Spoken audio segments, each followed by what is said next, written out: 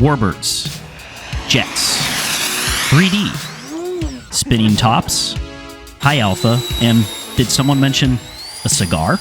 This week on Tail Heavy Productions. Once upon a time, I lived in Buffalo for about 15 months, and while there, I met a group of amazing RC friends.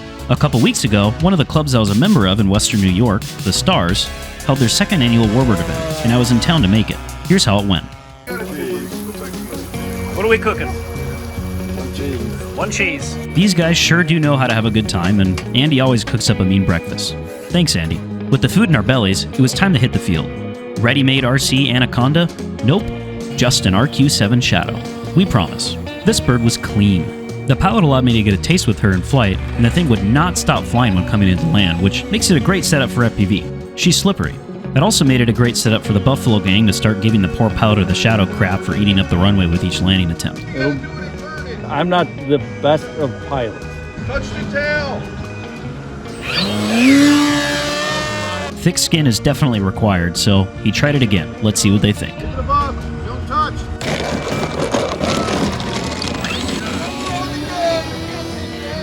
Military just fired you. One last try.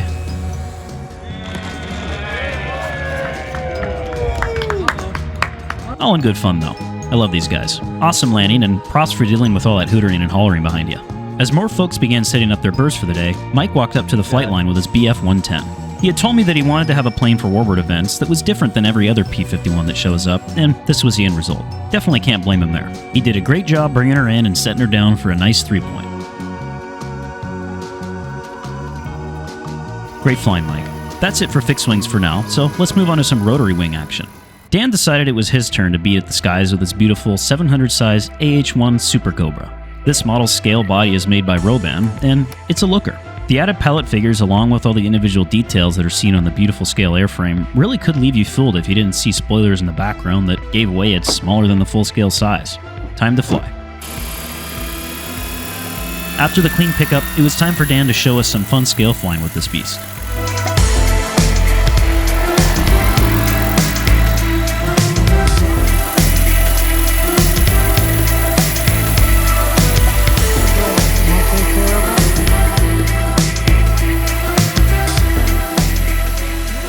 Dan did a great job with this one. As you may already be able to tell, the Buffalo RC community is filled with some awesome and fun people, including Andy again, this time flying his Freewing P-38 in style. This great community wouldn't be possible without AMA fields like Stars.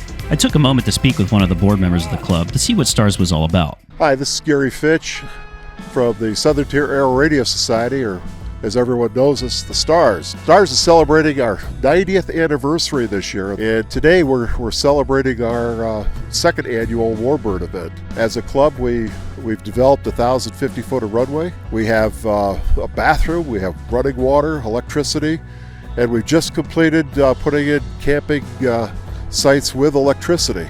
We're a club that's growing. We've doubled our size in the last 2 years. We're loving life. With that, the rain decided to show up unannounced, much like an annoying salesman knocking right in the middle of a party. While we wait for the rain to stop, let's jump forward in time to a fun morning I had at the field here in New Hampshire with my friend Emil last week. Emil recently decided that he wanted to jump back into the world of RC after leaving it for a while to pursue a career in full-scale aviation. Let's see how his first flight back in the hobby went. How we doing? Good. How are you? We're doing. Look at the name on this thing, man. Heather. All right, here we go. How is it being back, bud? It's very refreshing, like a cold glass of water. As he steps away from his airplane. Trying to make micros exciting. It was time to try some landings. Oh, Lord. Whoa! Oh. Hey! Yeah! Yeah! Great work, Emil, and welcome back to the dark side. Now it was my turn, and today was Flex Innovations Day at the field for me, with my 10-sized RV-8, Piranha, and the FlexJet G2.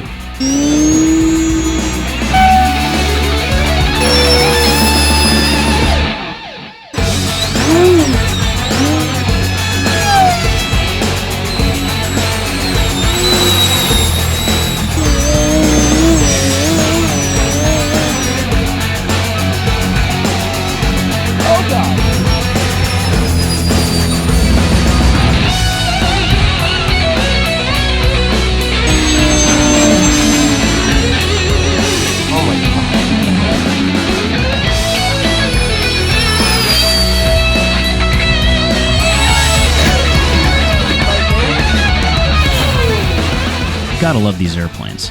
I had a blast, especially with the new to me FlexJet G2. I had the first gen FlexJet back in Seattle before moving out east, and the upgrades are definitely noticeable on this one. Stay tuned this summer for a full review on all these Flex Innovations birds. The storm had passed out in western New York, so it was time to get some planes out on the flight line and ready for flight after finishing up the usual hangar talk that is a big part of our hobby. Ron was chomping at the bit to get his Turbinator topside.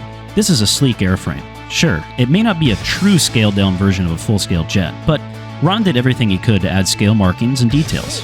It was time to fuel up the Jet Central turbine engine using a fancy electric fuel pump, make sure all pre-flight items were knocked out, and get her started up and flying on the Jetty DS24 transmitter.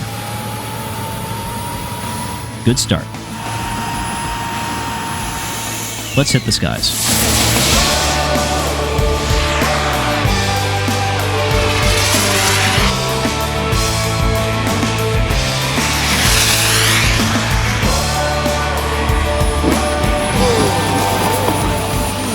Turbines are a smaller niche in our hobby that we would love to learn more about, so it was great to get to see Ron fly this nice jet in person.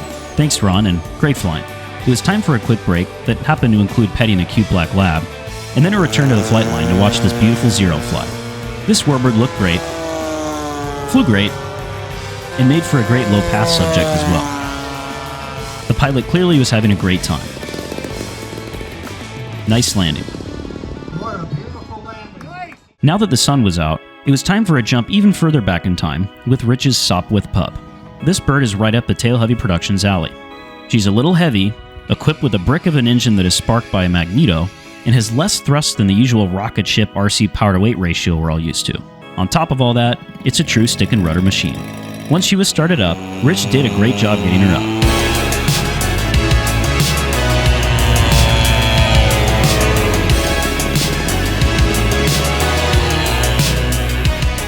Great flying, Rich. The skies were becoming ominous again, and it was clear our stint of good weather may have just been a sucker hole. That being said, Ron had a top-flight giant-scale P-51 that needed a maiden flight done, and he wasn't going to let the darkening skies threaten it. Ron managed to get the P-51 up, get her trimmed out up high, and then bring her in right as the gust front was beginning to hit with the incoming weather. Awesome wheel landing, Ron. The storm was fast approaching, and everyone needed to get their planes under cover, so it was time to head out. If you liked this video, be sure to hit those like and subscribe buttons. Happy landings, and bounce one on for us. We'll see you next time with a new upload.